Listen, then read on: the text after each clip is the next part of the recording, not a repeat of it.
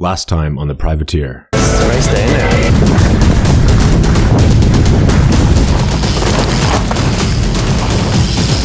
I was cramping towards the end there. We'll look at the results and I'll let you know if I made any mistakes. If you're going to have different treatment to a normal Privateer, you're going to need your bike set up by someone that knows what they are talking about. Adam has been going by feel for many years, but now it's time to up the game and spend the day dialing in his bike. Adam has chosen Cakewalk in Squamish. It can easily be shuttled fast, and putting in as many runs as possible is key.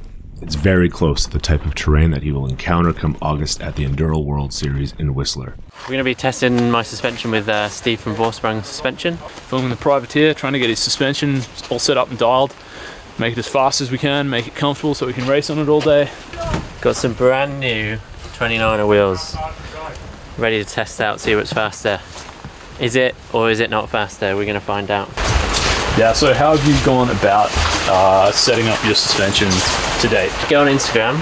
Yep. I'd find someone's bike check and I would just copy the pressures someone else that's good. Like, I gotta be honest, I'm not actually sure what is serious and what isn't. What shock pump are you using? What did you get with a free with a bike? So your one seems to read about 15% higher than what this one does. Where you were saying you had 110 and 200. I'm measuring like 87, 88. I'm like 185. Ah. Yeah, you're doing some laps.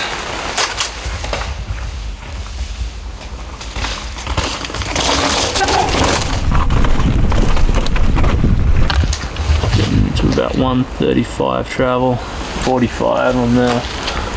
So there's quite a bit of room to move if we needed to. You've been pretty keen to put a longer air shaft in there for a good while, hey? Yeah. I mean, particularly in Whistler and around here. Okay. Your arms get really sore at the bottom of the trail. I found I ran a 174 last year, and it was definitely a huge benefit. Okay. And like you have more sag, so all the small bumps were less fatiguing and. As it's currently set up, we're not using full travel front and rear, and if we've got something that's 5 or so foot hard to flat in the middle of it, is there any way that you feel like you'd be pressing into it harder than that? Yeah, there's quite a few trails where you'd have much bigger G-outs than that. I think going to a longer fork is a good step in the right direction there, slackening the head angle, getting a little bit less weight on your hands. And putting yourself in a slightly more upright position. Just drop the lowers of that fork and swap it out. Steve ups Adam's fork to 170 millimeters of travel and makes other internal and external changes. Adam now puts in a few more laps on 27.5 wheels and works with Steve on getting things dialed in. Take it for a spin, man. Definitely got tired hands and arms down there. Yep. Felt like it was way stiffer in the mid-stroke. Yeah, so we could probably run it a bit softer. Yeah, so we're getting down, maybe 10 mil from full travel on the rear. Yeah. We're about 15. Felt 10, that 15 in the front. The front was washing a little bit. Okay. And I guess it felt so much stiffer that it was just, it's super slick up there. But yeah, okay. Just because it was a bit stiffer, it was pushing. Your air pressure in there has gone from 88 to 100. So in addition to bumping travel up, I bump the pressure up. Yeah. Just see how you would go with it having it that much higher up. Yeah. Obviously that's made it a lot stiffer in the middle. Yeah. Were you noticing it? How were you noticing it how are you finding it in a straight line? It was good in a straight line, tracked well. Okay, it was sticking to the ground. Yeah. Drop that pressure and see if we can get some grip on the front wheel. Let a bit of air out of the front, make it a bit softer. Because it was a little bit too hard for that first lap.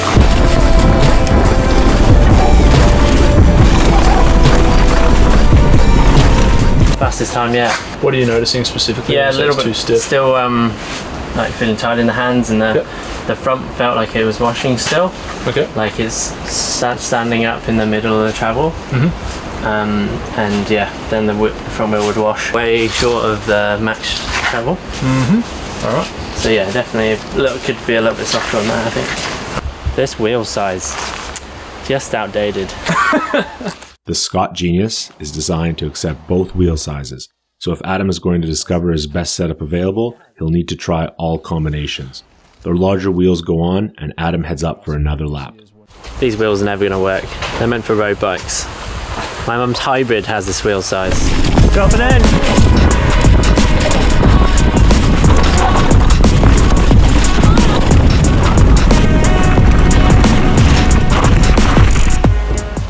Yeah, I think it might be better. You have to fight the bike more with the little wheels, whereas this, I wasn't getting thrown around as much. At least one more lap to be done. At least one.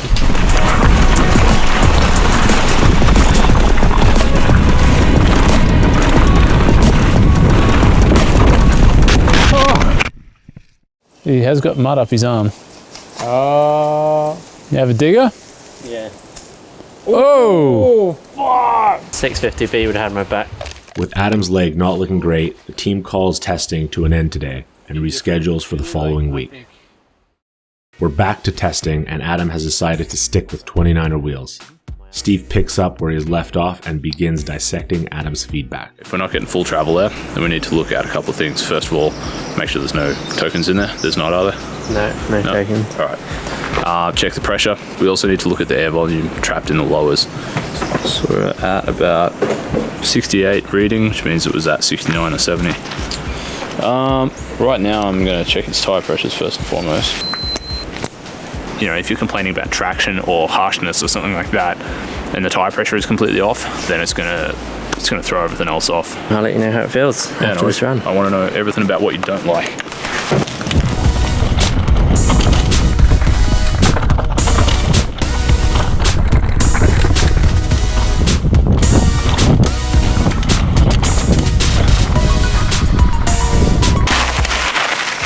How'd you go? Yeah, not bad for first run. Still not getting full travel. Alright, no worries. So in that case, if we want it firmer, but we want it to be able to use more travel, then we'd have to look at how we're going to reduce the progression. Yeah, we're at 183, so going to go up to about 200. I'm just going to double check the token situation. So when you say no tokens, what you really mean is 2 tokens? Who the f*** put those in there? Where did those come from? Make sure there's no tokens in there. There's not, are there? No tokens. All right. So how did they get in there? That would explain why it was too progressive. Fucking hell. Did you put them in last time, Steve? No, man. So we're going to take both of those out. Rather than going back to the same pressure, we'll go a little bit higher. We'll go up 10%, so we'll go up to about 77. Oh yeah, that's better, isn't it? If anyone wants suspension advice, hit me up. I'll be able to tell you how much pressure to put in your fork. Put loads in.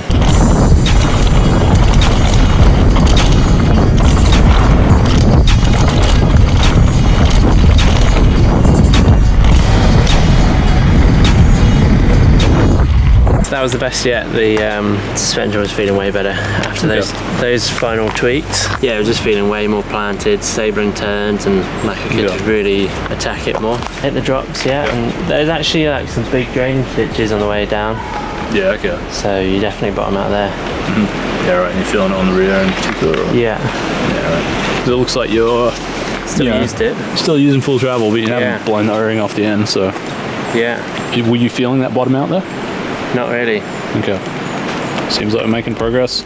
Months have now passed since Adam's first fitness test with Todd, and it's time to get back into the pain cave to do it all again.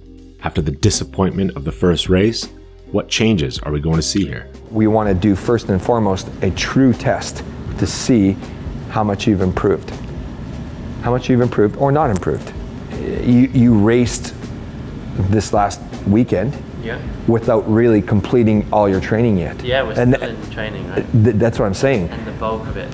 You're in the meat of it right now. Yeah. You're in a part where you should be tired, exhausted, not really ready to go perform big yet. Yeah. Mentally, if I'm doing the right job and you're doing the work, then we should be achieving steps forward. Just row, timing, go. There, you're good. Now keep it going, don't overexert. You're 449, you're above where you need to be. Just a little back, up. Harder. There you go, you gotta keep going. You just saved it, go harder. You're done. Okay. You hit that 1 minute mark. It was 1 minute, 1 second. Yeah. And it was like, you dropped and you couldn't get back. You're 420 there, and you tried, couldn't get back over 423. Just drop in, wasn't it? Something failed. What was it? What was 100% there in your mind? I'd say the power. Power. Okay, so much like you said on the test 1. Okay, so it was like, do you feel like it was a good, strong effort? Yeah, I think so. I will say this much for a little inspiration. You smashed it. Yeah? It's way better than last time. Yes. Okay. Substantially. Yeah. Right around 441. Going on. Push. Take a look. Focus on that. Go. Power. Harder. Everything you got. Keep going. You keep going. You went over. Okay, you're done now. See? You lost it there. You went above and you didn't realize you did. You got it. 264 right now. Keep it up. Pull with power. It's all about power from the top. Couple seconds. Go harder. You did it. Keep going. Don't let it drop. Did it again. Good job. Keep going. Keep going. This is it. Come on. Everything. You don't have anything left after this.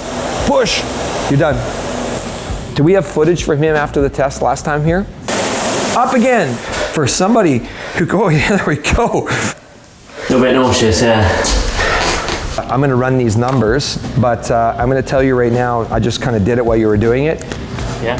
About 40% increase. 40%? Yep, on your max output. That's not marginal gain, is it? No, we were looking for maybe 20%. That would have been great. You know, 20 would have been like, eh, and 40% is probably way on the upper eye. Yeah. That's better, isn't it? Nice. You did the work, you know. I just give you the recipe. You got to bake the cake. So I was hoping that we'd see, I don't know, I would have been happy with 10 or 20%, you know, running the numbers, just looking at it, and obviously we're going to have some more specific details, but I'd say that we're probably closer to 40%, so that's huge. In my mind, this is substantial. The hard work is starting to pay off. We see a huge increase in Adam's output, and his satisfaction can be clearly seen. We are 3/4 of the way through his training program with Todd, and a 40% increase from those initial tests is astonishing. The test was also completed during an intense training period, so he wasn't even at his best. What will this mean for the next race? It's time to head to the North American Enduro Cup in Silver Mountain. Coming up on the next episode of The Privateer. Oh, Enduro up here.